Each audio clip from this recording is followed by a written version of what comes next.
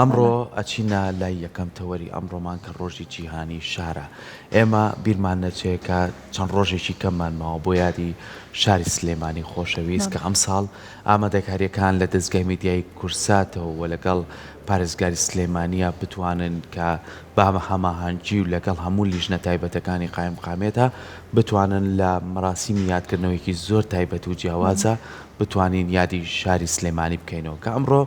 ڕۆژی جیهانی شارە شار کۆمەڵی تایبەتمەندی خۆی هەیە و بتوانین بە شێوازی لە شوازەکان چۆن ڕۆژێکیان دیاری کردەوە چۆن گرنگی بدرێ بە شارەوە چۆن گرنگی بدرێ بەو دابوونەریتێک کە لە شارە هەیە و ئایا دروستبوونی شار تا چەند هەوڵدراوە هەموو تایبەتمەندیەکانی تایە کۆ بکرێتەوە. ئەمانە و کۆمەڵی پرسیاری تر ئێمە بتوانین زیاتر ئەمڕۆ زانیاریمان دەستکەوێت بە میوانداری زۆر بەڕێز دکتۆر وریا سابیر کە بەڕێزیان دکتۆرا لە تەلارسازی و دیزایانی شار بەڕێزیان لە ستۆدیۆ ئامادەیە گەر بفەرمێ. دکتۆر وریا فەرموو. بانی باش فەرموو. بەخێر بیت دکتۆر هانی باش سپاس بۆ ئامادەبوونە زۆر بەخێر بیت. دووبارە بەخێر بیت. دکتۆر ئەمڕۆ ڕۆژی جیهانی شارە با سەرەتا بزانین دیاریکردنی ڕۆژەکە بۆ کێ گەڕێتەوە چۆن توانیان ڕۆژێک بۆ شار دیاری بکەن. بانیتان باش بانی بینەران و بیسرانی بەڕێز باش. هەڵبەت شار یەکێکە لە معالمە دیارەکانی لایەنی کۆمەڵایەتی کە کۆمەڵگە بڕیاری ئەویاوە لە شار بژی یان لە نەرۆی شار بژی. یادکردنەوەی ڕۆژێکی وا بۆ شار تەڵەن وەکو ڕەمزێکدا ئەندرێ بۆ ئەم گۆڕانکاریە ڕیشەی کە لە ژیانی مرۆڤایەتی هاتووە چۆن مرۆڤایەتی لە ئەساسە لە لادێنشینیەوە بە کۆمەڵێک کارەوە ئامادە بووە دوای ئەوەی کە بەبوونی کۆمەڵێک پێداویستی بڕیاری ئەوە ئەیات شوێنێکی زیاتر پێشکەوتوتر متفەوەرتر لە لادەکان دروست کات ئەگوازێتەوە بۆ شار. هەڵبەت دیاریکردنی ڕۆژێک بۆ شار بەڕێستان ئەزانن زۆربەی کات دەگەڕێتەوە بۆ ڕێکخراوە گرتوەکان و ئەوانەی کە کار لەسەر هەڵمەتی باگادارکردنەوەی کۆمەڵگەکان دەکەن وەکو تاریخێک بیزەبت نازانم چه ڕۆژێک دانراوە بۆ ئەوی کە بە ڕۆژی شارنشینی دامنرێ بەس دانانی ئەم ڕۆژە تەنها ڕەمزێکە بۆ بە پیرۆزگرتنی ئەو پرۆسە گواستنەوەی لە لادێەوە بۆ شار. زۆر باشە. ئەگەر بەگشتی باس لەو بکەین پێناسەی شار چییە و بەکوێ ئەوتە شار و ئەو پێوەرانە چییە کە ئەبێت لە شاردا هەبێت؟ پێناسی شار تەڵەن لە ڕووی زانستیەوە کۆمەڵێک پێناسەیە هەمویان گشتگیرن. شار بەو ئاوەدانی ئەوتێ کە مرۆڤەکان هەوڵی دروستکردیان داوە لە دێر زمانەوە تایبەتمەندی شار ئەوە ئەگەێنێت کە ئەبێ شار لایەنی ڕێخستنی تیابێ بە زمانی ئەم ڕۆمان ماستەر پلانێکی هەبێت واتە تەختیت کرابێت کۆمەڵێک سێرڤیس و خەدەماتی هەبێت کە لە ناو دێکانە نییە بنمونە بنا تحتیمان هەیە لایەنی ئیداری یەکێکە لە تایبەتمەندیە گەورەکانی شار کە شارنشینەکان ئەو گواستنەوەیان کردووە لە دێوە بۆ شار بەشێکی زۆری تایبەتمەندیەکان تایبەتمەندی ئیدارەیە واتە ڕێخستنی کاروباری ڕۆژانە بەدەر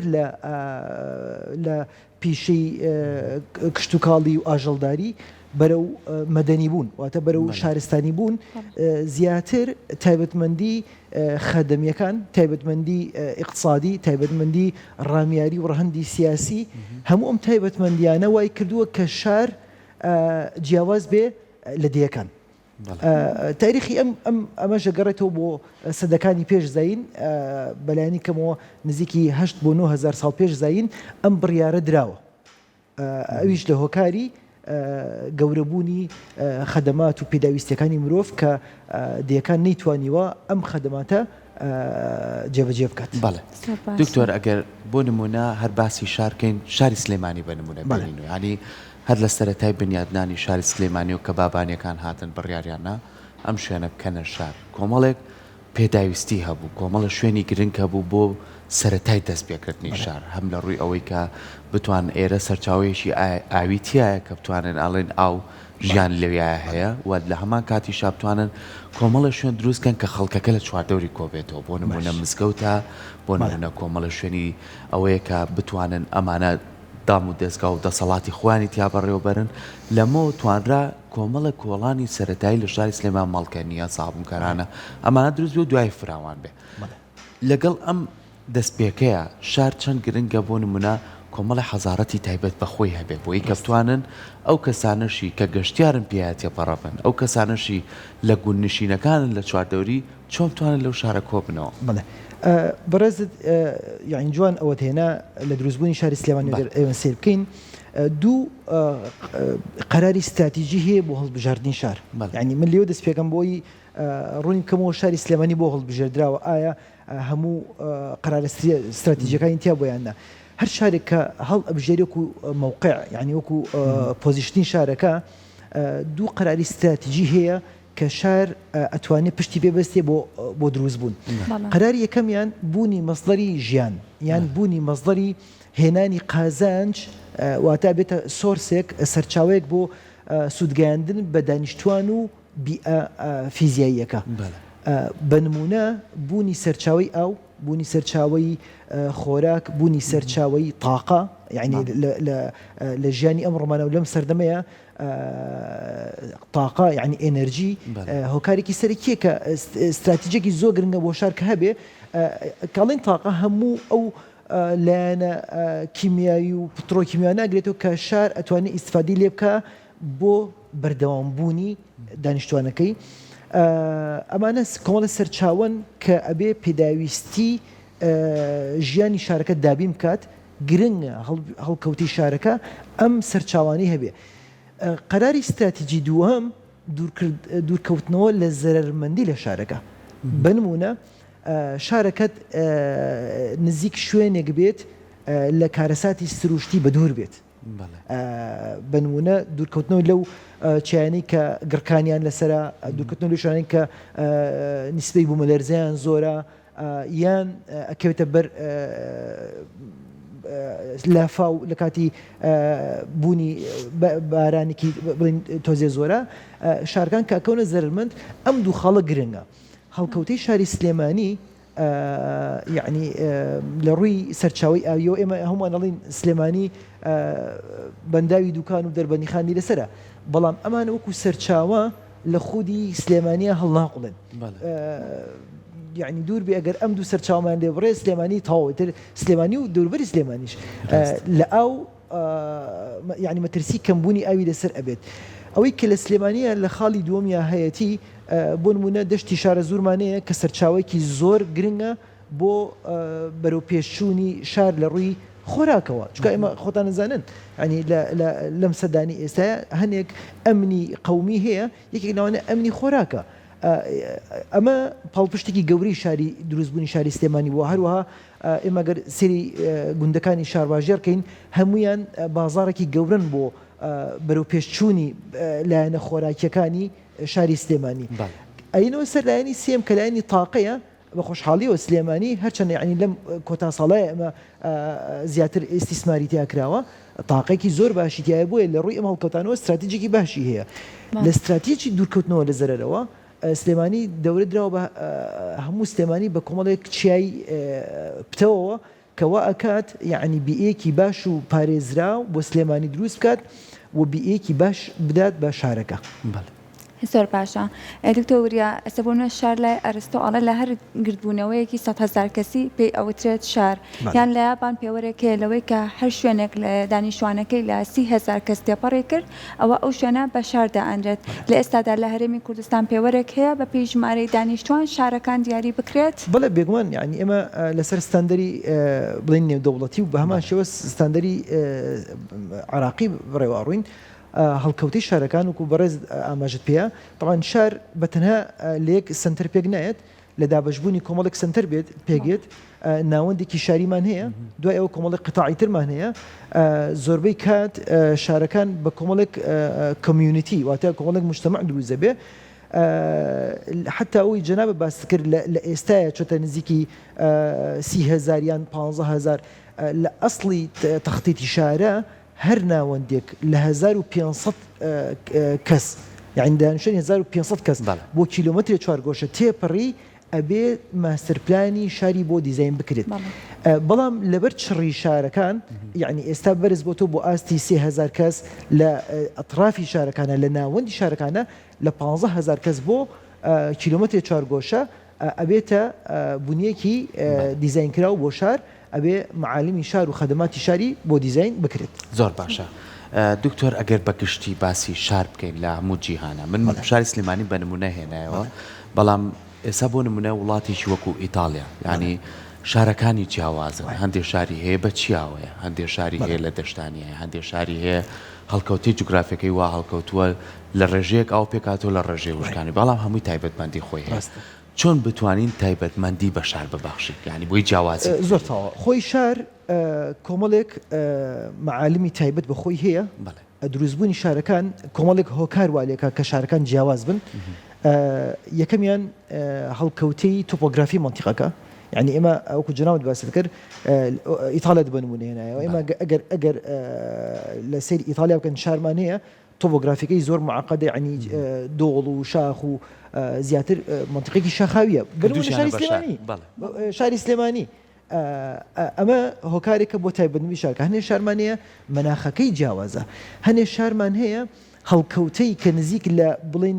لە بەحرەکانەوەیە لە دەریاکانەوەیە یان لە ڕووبارێکەوەیە بەنمونە شاری بەغداد کە ڕووباری دلجەی پێڕوە لە تاریخەوە بۆتە یەکێک لە شارە سەرنجڕاکێشەکان کە یعنی خەڵکی بەلای خۆیان ڕاکێشاوە بوونی ڕووبارێک بەناو شارێکە یان بوونی چیایەک ئێمە شاری سلێمانی خۆمان خەڵکی شاری سلێمانی بەڵامانی کە لە دەروی شاری سلێمان و شاری سلێمانیان نبینن کە هێن یەکەم شت کە سەرنجیان ڕاکێشێ هەڵکەوتی ئەو هەموو چیایەکە تایەتی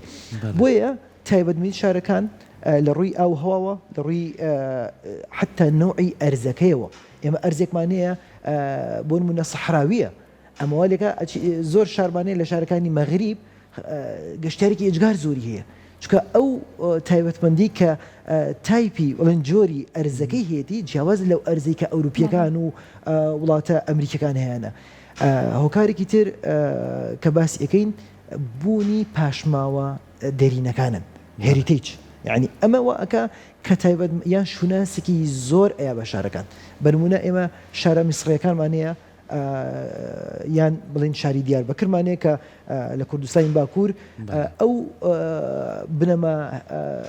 تاریخیانی کەماونەتەوە تایبەتمەندیکی زۆری یاوە بە شارەکە ئەمەوە ئەکات کە هەویە و شوناسی شارێک لە شارێکی تر بەپێی ئەم خەڵانە جیاواز بێ و هەموو شارێکیش پێویستە شوناسێکی هەبێت ئەمە گرنگە جاری وایە لایەنی تەلارسازی ئەبێتە شوناسی شارێک بنمونە شاری دوبەیمانەیە ینی شاری دوبەی لە ڕووی هەڵکەوتی شارەوە یعنی نە ئاو هەواکەی ئەوەیە بڵین شارێکی سەردەمیانی لە دروست بێت بەڵام عقلی بەڕێوەبردننی شاری دوبەی وای کردووە کریتی بە سنتەرێکی جیهانی لە ڕێی تەلارسازیەوە ئەنجا پێشکەوتنی حەزاری باشە دکتۆر باسی تەلارسازیت کرد ئەمە خاڵێکی زۆر گرنگە بەڕێزیشتان لەو وارەیە زۆر باشتر کارتان کردووە یعنی بۆ نمونە بنیادنانی شارێک بۆ نمونە وڵاتی چین بە نمونە بێنەوە ڕێژەیەکی دانیشتوانی زۆری هەیە بەڵام وا بینایی تەلارسازەکانی کردووە هەم بتوانێت بستێ خاشی بە زیانەیە هەم بشتوانێ ژیانێک و حەزارەتێکی باش بۆ هاوڵاتیەکانی دابین بکە لە ڕووی بیناسازیەوە تا چەند ئەتوانێت دەواازەیەکی باش بێ کە شاری لەسەر بینا بنرێ بەڵێ خۆی ئەو کاری تەلارسازەکانە یعنی ئەندازیاری تەلارسازی و دیزایانی شارەکان ئەوەی کە پێویستە بۆ شارەکانی ئەنجام بن بوونی ماستەرپلانێکی باشە کە ئیتر معماری تەلارساز قەراری ئەوڵ و ئاخیر لای ئەوە لەگەڵ پلانەری شارەکانە بە پێی دانیشتوان حتى ئەو دانیشتوانی کە نەک ئێستا هەیە بەڵکو باس لە تەوسعی مستقبلی ژەکەین یعنی ئایا لە 100 ساڵی داهاتوو ئەم شارە دانیشتوان یەگاتە چەند بە ئەوە ماستر پلان ئیشی ئەوە ئەکات کە قەراری استراتیجی دابەشبوونی بیناکان ئەیات ئەرزەکانی شار ئەیات شارێک کە وەکو بەڕێز بازیەکەی شارەکانی سین کە ڕێژی دانیشتوانیان زۆرە بڕیاری ئەوە ئەدێ کە نوعی بیناکان ئایا هەمووی بینای باڵخانی برزن هەور بڕن لەبەر ئەوەی کە دانیشتوانەکەی زۆرە ئەمەوە ئەکات کە قەراری تەلارسازی بەرەو جۆرە بینایەک بڕوە بیناکانیان ئەوکو بینای هەور بڕن حتا بینای سەکەنی هەیە بینای دانیشتوانی نیشتەجێبوون هەیە نزیک بێتەوە لە سەدقات ئەمە هۆکاری مەساحەیە ڕوبەری خاکەکەیە بەپێی دانیشتوان لە هەندێک وڵاتی ترە کە دانیشتوانەکەی بەو ڕێژەیە چڕنیە تەلارساز و دیزاینەری ماستەرپلانەکان قەرارێکی تر ئێن یعنی ناسنامێکی تر ئێن بە تەلارسازەکان بۆ نمونە لەوانەیە لە هەنی وڵاتە بیناکان ڕێگە پێ نەدرێت لە هەندێک شارە ڕێنەدرێت لە 4 نهۆم یا لە 5 نهۆم زیاتر بێ لەبەر ئەوەی تەوازونێکی سکایلاینی شارەکە بپارێزرێ و شوناسی تەلارسازی لە شارەکەیە بمێنێتەوە بە تایبەتی و شارانی کە ناوەندی شارەکانیان تورافین یعنی پاشماوەی تاریخیان تیاماوەتەوە احترامان بۆ بەرزی بیناکان ڕێگەنیان لە سنتەری شارەکانە باڵەخانەکان لە بیناکانی ئەوان بەرزتر بێت ئەمە هۆکارێکی سەرکیە بۆ ئەوەی کە شوناسی شارەکان لە ڕووی تەلارسازیەوە دەربخات سەر پاشا ئەمڕۆ لە هەموو جیهاندا کە سیوەکی ئۆکتۆبەرە بە ڕۆژی جیهانی شارەکان ناسێنراوە کە لەژێر چەندین دروشم و هەروە چالاکی تیا بەڕێوە ئەچێت دروشمی ئەمساڵ لەژێر ناونیشانی داراییکردنی داهاتووی بەردەوامی شارەکانە تا چەند گرنگی درراوە بۆی لە هەرێمی کوردستان ئەم ڕۆژە بناسێنرێت و چەند چالاکێکی تیا ئەنجام بدرێت بەڕاستی وەکو باسمان کرد هەڵبژاردننی ڕۆژێک بۆ شارنشین بۆ ڕۆژی شارستانیت گرنگە لەوەی کە دانیشتوانی شارەکان قدری ئەوە بزانن کە لە شارە ئێمە چی بکەین بۆ بەرەو پێشچوونی شارەکان بەڕاستی ئەرکی هەموو تاکێکی شارنشینە کە لە شوێنی خۆیەوە لە ئەرکەکەی خۆیەوە لە شێوازی کارگەی کە ئەنجامیات شارەکەی پێش بخات هەمومان بەرپرسین لە بەرەو پێشچوونی شارەکەمان ئەگەر بە ئاوەدانکردنەوەی ئەو مەساحەبێک کە تایە نیشتەجێین لەکو ماڵمان یان ئەو شوێنی کە کاری تیاکەین ئەمە هۆکارێکە بۆ ئەوەی کە شارەکانمان بتوانین یعنی لە ڕووی پێشکەوتنەوە پێشبڕکێ بکەین لەگەڵ هەموو شارە جیهانیەکانە یعنی من پێم باشە ئێمە کوتاک لایەنی ئیداری شۆک و لایەنی ئیداری ئەم ڕۆژە بە تەنها وەکو سیمبڵێک تەنها سیمبڵێک نەبێ یادیکەینەوە بەڵکو بیکەینە دەستپێشخەریەک بۆ ئەوی کە وەکو تاک وەکو کۆمەڵگە وەکو ئیدارە هەوڵ بین شارەکەمان لەگەڵ ساڵی داهاتوە کە ڕۆژ ئەم یاداکەینەوە زیاتر کار و خزمەت بکەین زیاتر شارەکەمان ئاوەدانکەینەوە لەسەر ئاستی جیهانیش بتوانین بەرەو پێشی بەرین ڕاستە دکتۆر بینە سەر پاراستنی شوێنەوار بۆ نمونە لە هەموو جیهانە یونسکۆ گرنگی بەم بابەتەیە لە هەموو شوێنش بنکەی تایبەتی خۆی هەیە هەر شارە کۆمەڵە شوێنی ئاسەواری هەیە یاخود هەر شارە کۆمەڵێک شوێنی هەیە کە ماوەی چەند ساڵێکە سەدەیەکە تەمەنی هەیە پاراستنی ئەم شوێنانە تا چەند ئەبێتە تایبەتمەندی بۆ ئەو شار بۆ نمونە توێ ساچی بۆ وڵاتی مەسەر وەکو گەشتیارێکە چی حەزەکەی هەڕەمەکان ببینی بۆ نمونە ئەچیتە وڵاتی تونس بۆ نمونە کۆمەڵە تایبەتمەندی هەیە حەزەکەی بیبینی ئەچیتە وڵاتی بۆ نمونە وڵاتە ئەوروپیەکان ئەوان بە کۆمەڵی مۆزەخانە و کۆمەڵی ئاسەواری خۆیانەوە پێشوازی لە تۆکەن و کە چەند گرنگی پێن ئەمانە تا چەند تایبەتمەندی بە شارە بەخشێ بێگومان بڵین بیناکە لە پوریەکان یان ئەو معالمانی کە لە تاریخا بۆ ماماونەتەوە لە ڕووی مێژووی بۆ ماونەتەوە ناوەندێکی ئیسیسماری گرنگە بۆ شارەکان ئەو شارانەی کە پاشماوەی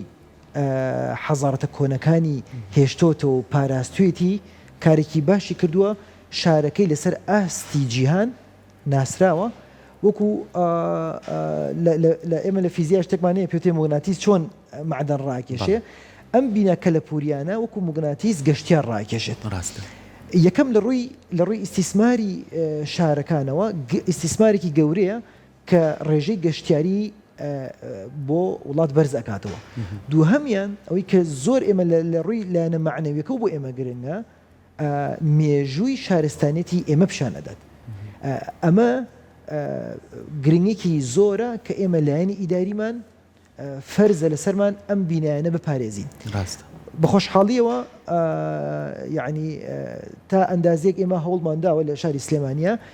بە تایبەتی وەکو تەلارسازی ئێمە هەر بینایەک دیزاین نەکرێ یەکسەر شوێنەوار کتابێکە کاتە سەر لایەنی دیزاینەر ئەو منطقەی کەش بکەم بزانە هیچ لایەنێکی کەلەپوری تێدا نییە ئەمە ئەوە زۆر زووتر بکرایە چکە بەڕاستی ئێمە شوناسی شارەکانمان بەشێکی لە ڕێی کەلەپورەکانمانەوەیە کە سەرچاوەیەکی مرۆیی گرنگە بۆ ڕاکێشانی گەشتیاران بۆ ناساندنی شارەکانمان بە شارە جیهانیەکانمان. ئێمە وەکو شاری سلێمانی ئەوەی کە ماومانە لە گەڕەکە کۆنەکانە هەیە، یعنی تەمەنا ئەەکەین کە زیاتر لایانی ئیداری وڵاتمان هەوڵبن ئەو گەڕەکە کۆنانی کە لە بدایەتی بەرنامەکە بەڕێزت ئاماژەت پێدا وەکو سابوونکەرانە وەکو گەڕەکانی کانێسکان و دەرگەزیێن ئۆمانەیە ئەو کۆمەڵە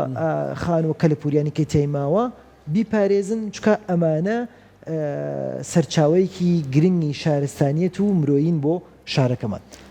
زۆر باشە کەواتە چۆن بتوانین بەرهێنان و گۆڕانکاری لە پلانسازی شارەکاندا بکەین؟ بەڵێ وەبەرهێنان کارێکی گرنگە لە دیزایانی شارەکانە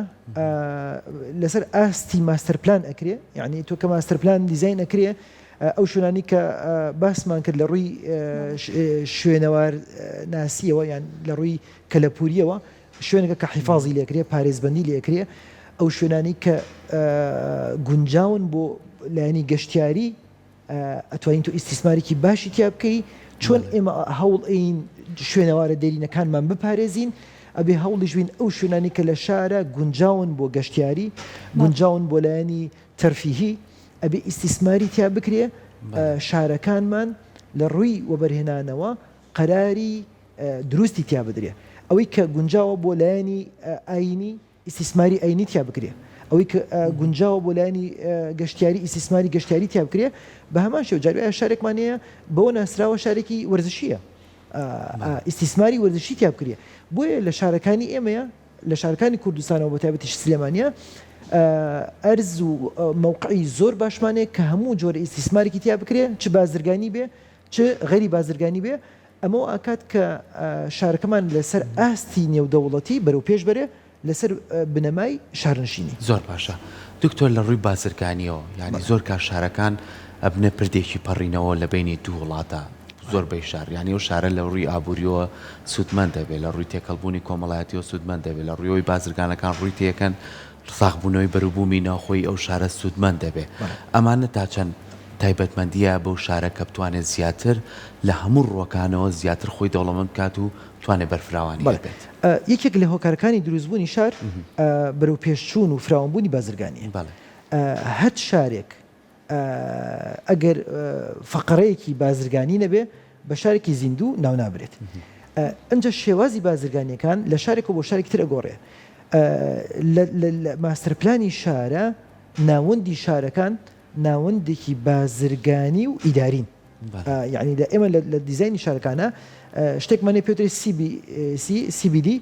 Central Business District واتە ناوەندی بازرگانی و ئیداری شارەکان. ناوەندەکانمان ئەوێ ناوەندێکی بازرگانی و ئیداری گرنگ بن لەسەر ئاستی شارەکە و لەسەر ئاستی دەوروبەری شارەکە. ئەکرێ ئەم شارانەمان کە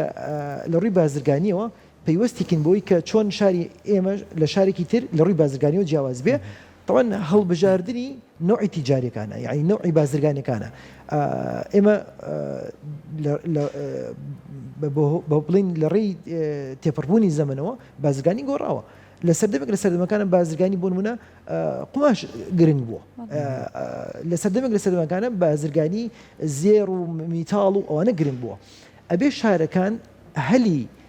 بەرفراوانبوونی فرە بازرگانیان هەبێ یعنی بێ شارێک فرە بازرگانی تیابێ هەم بازرگانی معدنی تیابێ هەم بازرگانی کۆمەڵایەتی تیابێ هەم بازرگانی نێودەوڵەتیشی تیابێ ئەو شارانی کە زۆر گرنگن بازرگانی نێودەوڵەتی وای لێکردونکە گرنگ بن بە نمونە شاری دووبەی بۆتە ناوەندێکی بازرگانی نێودەوڵەتی هەنێ شارمانەیە لە ڕووی ئیستیسمار و عقاراتەوە زۆر پێشەکەوی هەنێ شارمانەیە لە ڕووی تەکنەلۆجیاوە هەنێ شارمانەیە لە ڕووی گەشتیاریەوە هەمویان لە باگراوندە بازرگانی لە پشتیانەوەیە ئێمەش ئەبێ هەوڵی ئەو بین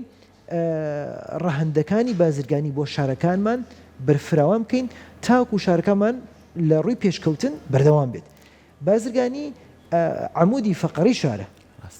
زۆر باشە سەبارەت بە جوانی شارەکان تا چەند گرنگە هاوڵاتیانیش خۆیان هەست بە بەرپرسیارەتی بکەن بەرامبەر بۆی کە شارەکەیان جوان بێ هەر بۆ نمونە لەوانەیە هەنێ جار هاوڵاتێک خانوێ دروست دەکات بەڵام لە ماستە پلانەکە ئەوە گەڕەکە نابێت زیاتر بێتە پێشەوە بەڵامە بین جاری وایە مەترێک یاخود زیاتریش هاتۆتە پێشەوە کاتە تا چەند گرنگە هاوڵاتیانیش پابەندی ئەم ڕێنمایانە بن. بەڵێ دەست خۆش بیان یەکێک لە شوناسەکانی شار سیمای جوانی یان لایەنی فەنی شارە لێرەشە تەلارسازی پشکی شێری بەرئەکەوێت یعنی بە لێزانانە لە ڕووی ماستەر پلانەوە ئێمە لە هەندێک وڵاتە لە هەندێک شارە شارەوانیەکان کۆمەڵێک ئێریای یعنی کۆمەڵێک منتیقی شارەکانیە فەرزی کردو بەسەریە کە چ جۆرە مەوادێک بەکار بێنرێ بۆ ڕووپۆشی بیناکان ئەمە گرنگە کە ئێمە سیمایەکی فەنی و سیمایەکی هوەری جوان بین بە شارەکانمان ئەمە لە ڕێی تەلارسازیەوە ئەکرێت چکە ئەگەر هەر تاکێک یعنی بە زەوقی فەنی خۆی شتێ بکات دوور نیە دوایی شتێکی عەشوایی دەرچێت کە ئاڵێن لە ڕووی تەلارسازیەوە ئەکرێت لە ڕووی دیزاینەوە یعنی ستایلی تەسمیمەکانەوە ئێمە کۆمەڵێک بینا هەیە لە شارەکانە ئەم بیناکان گشتین یعنی تاک من وەکو تاکێک جێبەجێ ناکەم بەڵکو دەوڵەت جێبەجێکە بنمونە بینای مزگەوتەکانمانەیە بینای فەرمانگە دەوڵەتدارەکانمانەیە بینای شارەوانی و کۆمەڵێک بینامانەیە کە ئەمانە بەلانمارکی دەوڵەت ئەناسرێ ئەوە دەوڵەت خۆی توانایکی باشی هەیە کە ببێتە ناوەندێکی فێربوونی تەلارسازی لە ڕووی مەواد و ستایل و جوانی تەلارسازیەوە پاشان کۆمەڵێک شوێنەوارمان هەیە کە ئێمە شاری سلێمانی بنمونە بینینەوە سنتەری شارەکانمان منتیقەی سابوونکەرانەوەوانە هەرچەنە ستایلەکانیان ستایلێکی ترادیشنەڵی سلێمانین بەڵام کاتێک سێری سیمای جوانی بیناکانەکەین لە زۆربەی بینا تازەکانمان جوانترن ئەمە چی وای کردووە ئەو مەوادی کە پێی دروست کراوە ئەو مەوادی کە بیناکەی پێ تەواو کراوە و فینیشی ماتریال پێدانراوە ئەمە زۆر گرنگە کە دیسان دەورێکی باڵای هەبێ لە شوناس و تایبەتمەندی شارەکانمانە بۆیە گرنگە لەسەر ئاستی ماستەر پلان قەرار بدرێت سێکتەرەکانی شار بە چ مەوادێک ڕووپۆش دەکرێ لانی کەم بەرزی نزمیان ستایلەکانیان واتە چ جۆرە لوغەیەکی معماری تیا بەرجەستە بکرێ ئەمەش هۆکارە بۆی کە دیسان شارەکان ئاستێکی پێشکەوت و پیشانبات لە منافەسەی شارەکانی دەوروبەر و وڵاتانی دەوروبەرمان بکە بۆ ئەوەی کە بنیەکی معریفی و تەلارسازی بگەێنێ لەسەر ئاستی دەوڵەتمان دەسەکانە خۆش بێت دکتۆر سپاس بۆ ئامادەبوونێ بە هیوایەوەی کە هەموم تایبەتمەندیانە بتوانن بە شێوازێکی باش بتوانن لە نێو شارەکانە بەدی بکرێ و شاریش بۆ خۆی تایبەتمەندیەکی جوانی هەیە دووبارە سپاس بۆ ئامادەبوونە.